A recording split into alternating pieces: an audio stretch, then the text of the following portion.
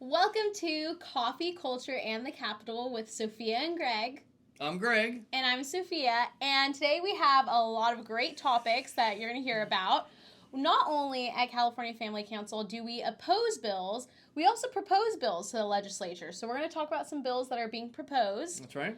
We, unfortunately, a bill has been introduced that is trying to sue pregnancy care centers into silence. So stay tuned to hear about that. And a whistleblower in a gender clinic has exposed what's really happening in gender clinics. It's unbelievable. It's unbelievable. It's awful, but stay tuned to hear about that. But before we dive in, don't forget we have the California March for Life coming up Monday, March 6th, and the California Family Council 20th Anniversary Gala Sunday, March 5th.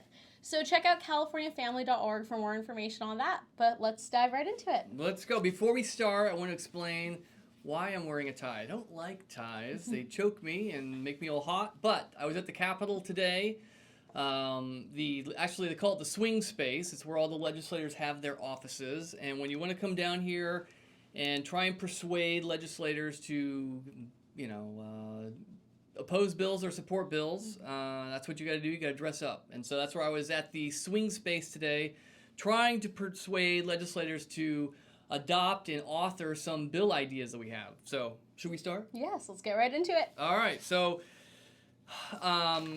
you know that we have been concerned here at California Family Council about what is happening in our schools with kids being persuaded, not only by their teachers, but by the culture at large, that they can pick their gender, and that if they feel uncomfortable with who they think they are, and they feel maybe they might be the opposite gender, schools are going to help facilitate that behind parents' backs. And so a kid can change his pronoun, his name. The schools are starting to give kids breast binders, to compress a young girl's breasts to make them look more like a male.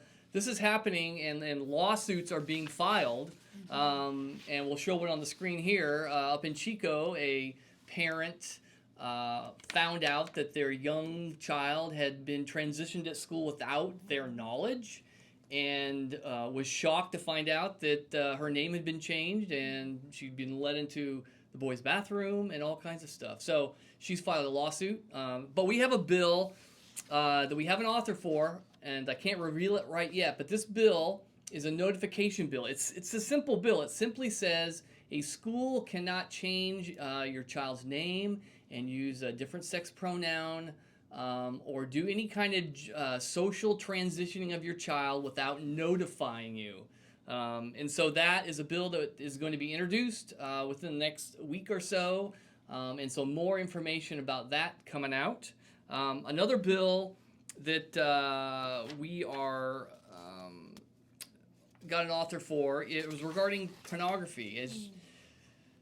Any parent knows, especially with our social media, phones, that kids have quick access to really awful pornography. And even not on purpose. Sometimes the kid is just on YouTube or going through social media and clicks the wrong link, or TikTok is trying to target them being a young child and stumbles upon a site that has pornographic images or videos. Absolutely. This happens all the time. It's illegal for minors to be given pornography here in California. But guess what? Many of these pornography websites don't have age verification like they do for gambling, marijuana, when websites sell marijuana, or when they sell alcohol. And there are third-party websites that set up to verify the ages of those using those websites, but they don't have one for pornography. So this bill is going to require that. So I think a lot of parents are going to like that. Yeah, and it's a common sense bill. It's a bill that really shouldn't receive any pushback. You would think. We'll see. Yeah, we'll see. And it'll be interesting to see if any legislators are against this and think it's okay for kids under the age of 18 to go onto these sites without age verification. Yeah, Louisiana passed a bill just like this. And they have a Democratic governor, and they signed it. So we'll see what happens. So those are two bills that we know are coming, and we'll announce who the authors are within the next week. Yeah, and we'll keep you guys updated on those bills because a lot of times we'll update you all on what bills we're opposing and to call into your legislators. But That's it's right. equally as important to call into your legislators about bills we support. Absolutely. They need to hear the encouragement of why they should be voting in favor of a bill instead of always just hearing why they should vote against a bill. Absolutely. Okay, so there's two other bills regarding to human trafficking that we are working with a coalition that is really concerned about California's. Some people in California want to legalize prostitution and make sex work, they call it, a legalized profession, respectable, right? But human trafficking and prostitution have always been closely linked. Most of the women in these who are selling themselves are, hurt in some way. They're wounded. They come from foster care, or they're coerced or forced into this type of work. Which, when you're forced into this work and you have no other choices, it's called trafficking. And California has laws against human trafficking, but last year there was a bill passed by, it was authored by Senator Weiner out of San Francisco, signed by the governor, to legalize loitering for prostitution. Like, loitering for prostitution means, your typical scene in a red light district. Many of our big California cities have them, where women are right out on the streets with guys pulling up in cars, buying them. They jump in the car, they go around the block, and they come back and they do it again. Some of these women are having sex with guys 20 times a night. Many of these women out there are very young, teenagers. And so, yeah, it's awful. It's incredibly awful, but they legalize loitering. And it's increasing crime in the area, too, because it's causing... There's a lot more gun involvement when they're out there loitering. There's issues with that. So pimps are shooting at each other. So it's making an unsafe environment for anyone living or in the area. Yeah, and so we predicted what would happen if you don't let police be able to approach those who are on the streets selling themselves, and you need probable cause to approach them. The loitering law allowed that. It allowed the police to separate those who were on the streets from their pimps who were hiding in the shadows. But now that loitering law is gone, surprise, human trafficking, street prostitution is exploding. For instance, in San Francisco, and you can do a Google search, they've had to shut down, they put barricades on a particular street because prostitution has taken over the street. Guys are lined up around the block. There's all kinds of women on the streets, and it's becoming really dangerous. And there was a newspaper report recently with 5 neighbors, talking about how they can't even go outside their homes. And then in Oakland, there is a prostitution ring that set up camp right outside a Catholic elementary school. So right in the middle of the day, as parents are bringing their children to school, there's these women out there that are hardly dressed in anything, and they can do this because the police can't really approach them. And you say, well, solicitation's still wrong. Well, how do you arrest somebody from solicitation if you can't hear the solicitation, right? So if you can't witness the crime, how do you arrest somebody for it? So anyway, so this particular bill we are trying to get an author for reinstitutes the crime of loitering for prostitution, but it only applies to those who are buying or the pimps. But around schools, it's going to say no loitering for prostitution at all. Now, we would like to have this bill go right back to what it was before, but we have to push back slightly, right? And so hopefully we'll find an author. Yeah, and this is the result of when you don't vote or don't contact your legislators, bills like SB 357, which passed last year. That's right. This is the result of that. And the same people that are signing into law these bills and authoring these bills are the ones that are saying they're against violence and they want safety for children. But you need to pay attention to how people are voting, what they're putting into law, because you need to make sure their actions and words line up, and they're really not. That's right. So that's why I was at the Capitol today trying to find an author for that bill, because we have a deadline of next week If we don't find an author by next week, this idea goes away. And then the other bill we have is we are finding that California has a very generous credit system for its prisoners, and so if you're not a serious, if it's not a serious or violent felony, you can get out early. And guess what? Trafficking of a human being is not a serious felony here in California. So even though people are getting sentenced, they are getting out early. And we have a particular instance, and I'll show this on the screen. We had a Bakersfield guy. He was in Orange County, and he was caught and convicted, got 8 years. This is back in 2017, but he was out by 2020, right? And he had been human trafficking young girls, and so he got out early, right? He'd got 8 years, but he was out within 3. And then guess what? He goes right back at it. Was trafficking minors in Bakersfield, and they had to retry him, and this time they gave him 27 years. So hopefully he doesn't get out early with the credit system. But we have a bill to eliminate discounts and credits and early releases for anybody who is convicted of early trafficking, human trafficking. So that's another bill we got. Yeah, so we have a lot of bills that we're going to continue to talk about coming up that we need you guys to help support, because it's going to just ultimately fight back to things that have already been put into law, like SB 357. So stay tuned across our social media and across our website to know what bills you need to support and what bills you need to oppose. That's right. And speaking of bills that need to be opposed, we saw AB 315 be introduced. And do you want to give a little overview of that? Yeah, if you go on our website, you can see an article that I wrote about it. This particular bill is targeting pro-life pregnancy care centers.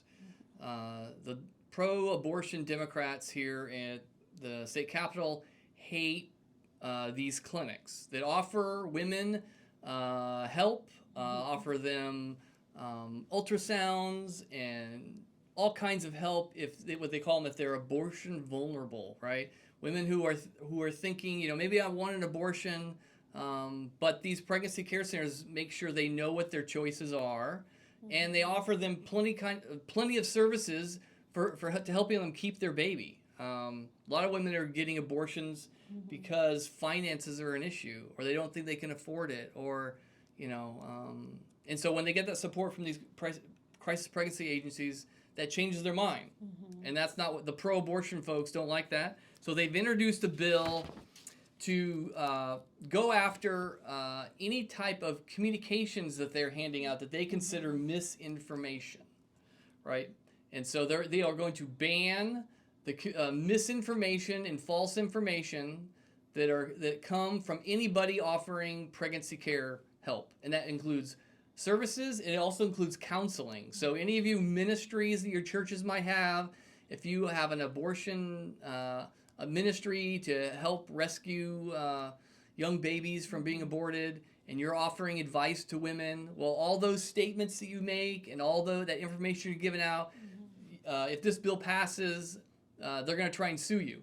And they'll find out something, and who determines what is true, what is false, and what is misinformation. Right. Yeah, and when this bill was introduced, Assembly Bowercon, who introduced this bill, stated that these groups talking about pregnancy care centers masquerade as healthcare centers to lure in pregnant people seeking care and abortion services, only to then mislead and pressure the patients about their pregnancy options.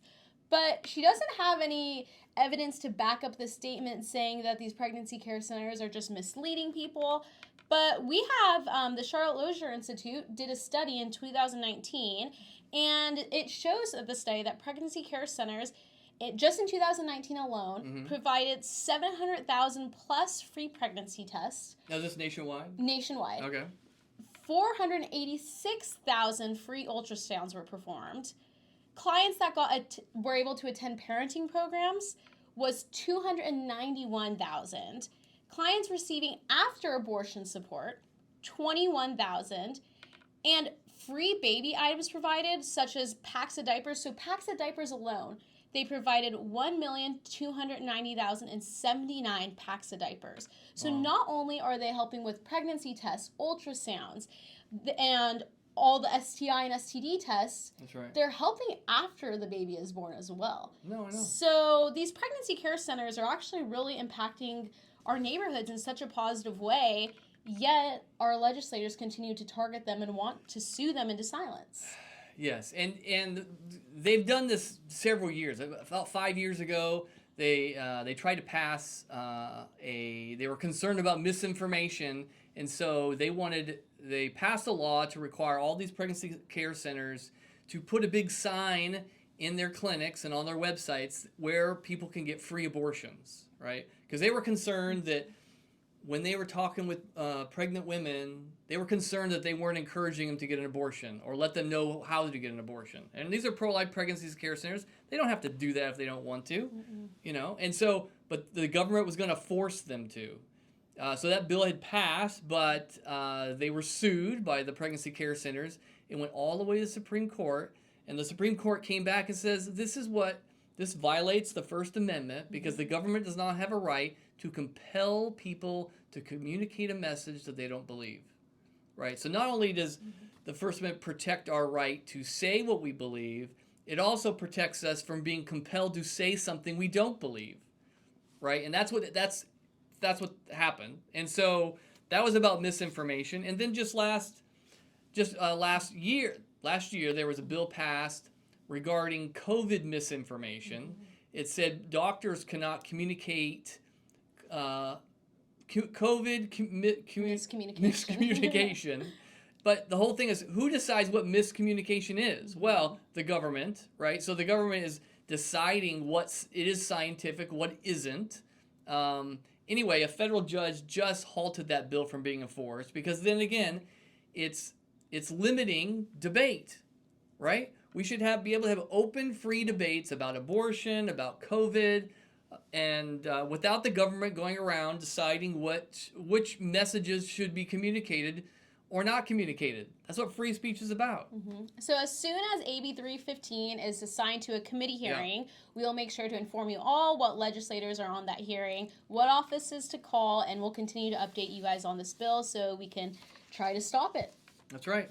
So now to the whistleblowing. That's right. So we've covered this issue many times before about young people being persuaded that they're the opposite sex, and then the solution, the doctors, the counselors, the legislators, is to this confusion somebody has, is you have to make your body match your feelings, right? And so that's been the standard of care, not just here in California, around the country. So we've been sounding out warnings about this because young people are starting to detransition, they call it. They realize they've made a terrible mistake, and it's too late because these drugs sterilize you.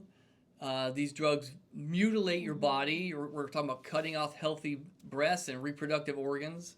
And so there's a big story that's out today, and this is really like the first person who's actually worked in a gender clinic that has actually come out and shown evidence of how awful it really is. Yeah, and mind you, a lot of people that, when we push back against this transgender issue, a lot of people say, keep your religion out of it, or all these things. But the lady who introduced this article, she is actually identifies as a queer woman.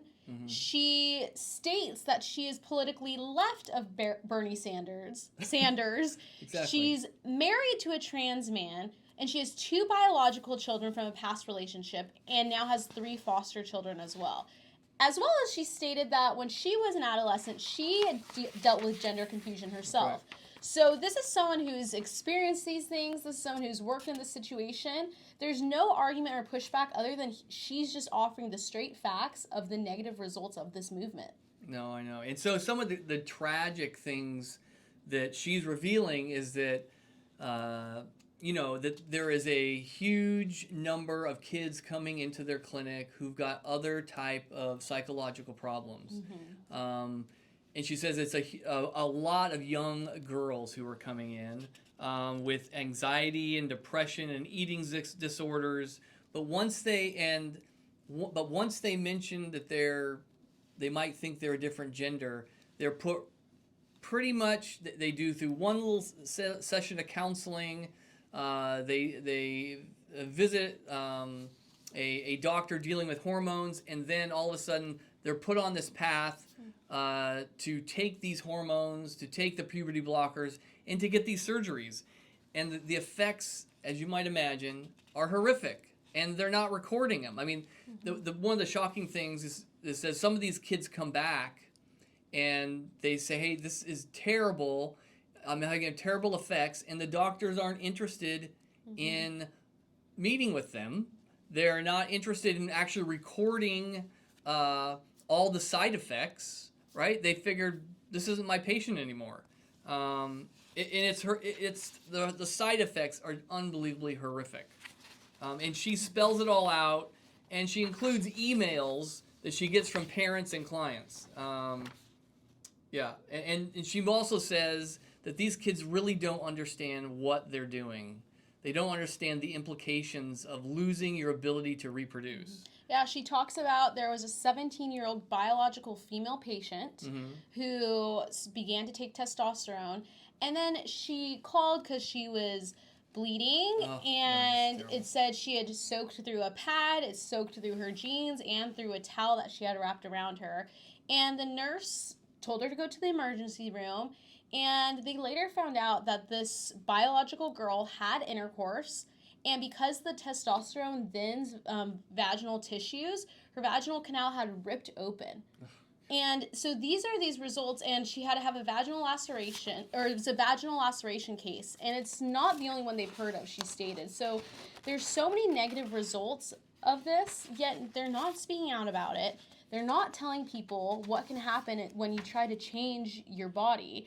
And the worst part is she talks about the increase of amount of calls they've gotten about people going through these gender transitioning over the years, and that it's a social contagion, that people are seeing it. She said she'll get calls where it's a group of girls from a high school coming in together that they all want to transition, and it's because social media is pushing it, the culture's pushing it, and if you're having anxiety, if you're having depression and all of these issues, instead of fixing the issues that's happening, they just say, well, maybe you're just not in the real body you should be in, and go down this gender spiral.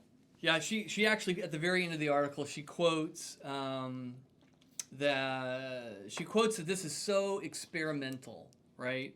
And she says, the doctors I work alongside at the transgender clinic said frequently about the treatment of our patients. And here I'm going to quote. They said, we are building a plane while we are flying it, right? So they don't know that these things are going to work. You know, there's no guarantee. They're not, even when they're doing them. If this is experimental, then why aren't we doing intense research and recording of the treatments we do, the actual outcomes, to make sure if it's actually lowering suicide rates? And they're not doing that, right? And so what in the world are we doing? And right? It's not only that they're not doing it, they don't want to do it. She said she tried to speak out against this and push back while she was still working there. That's right. They were going to fire her because of all of her objections and questions and challenging the authority of the doctors. And when they told her, you either shut up or get out, she needed her job, so she quieted down. She went through one more round of evaluations, so she got a good evaluation, and then she moved departments, right? And then once she got her new job in another department, she called the Attorney General's office in Missouri, because that's where this is happening, and had them investigate. And so this is huge. Yeah, and unfortunately, I think we're going to see a lot more people coming out to share these stories, and it's a good thing that people come out to share these stories because the truth needs to be revealed, but I say unfortunately because we're hearing about these children that bodies were mutilated, and they're going through all these issues that they should have never been put through in the first place because, again, she said now it's mostly girls they get that come in, and it's these girls have eating disorders. They have ADHD. Most of them have autism and are on the spectrum. And instead of fixing their problems, they go straight to this. And it just goes back to the point of, if you have someone dealing with an eating disorder, you don't tell them, yeah, no, don't eat, you are fat. No, you tell them the truth. You get them fixed. This is the same thing when someone feels uncomfortable in their body. What child doesn't feel uncomfortable in their body going through puberty? I think every child does. You're going through these changes. Everyone goes through it. And instead of being told that what you're going through is wrong, you should be told what you're going through is a normal life thing. And sometimes it's hard, but it's what you go through as a female. It's what you go through as a male. Yeah. And you shouldn't just transition who you are because of it. No, and a lot of this is happening because it's so unbelievable. How in the world could this happen with nobody saying anything? Well, that's a good point. So this has happened because so many people saw something and didn't say anything. I mean, a lot of parents, were trusting of doctors. But a lot of doctors were not speaking up. They're worried about their careers. Their jobs were going to be threatened. And, they shuffled people all off to the gender clinic, knowing that, even if when they didn't agree with the gender treatments, but they sent them off there anyway because they knew they would get in trouble if they didn't. And this is the result. So now's the time to speak up and stand up. Cannot be silent. Silence hurts people, right? To see evil and to do nothing is a great evil. And folks, we got to start speaking up. Yeah, we can't be silent any longer. So No. That's why we here at California Family Council will continue to update you all on how you can get involved, what you can do, how you can talk to your legislators. And if you have a story like this of your own, we encourage you to speak out against it. Use your story, use your testimony to put an end to these evils. That's right. All right. Well, we hope you guys had a great watch and listen, and we hope you learned a lot. And don't forget to come to the March for Life on March 6th here at the State Capitol. That's right. We'll see you next week. See ya.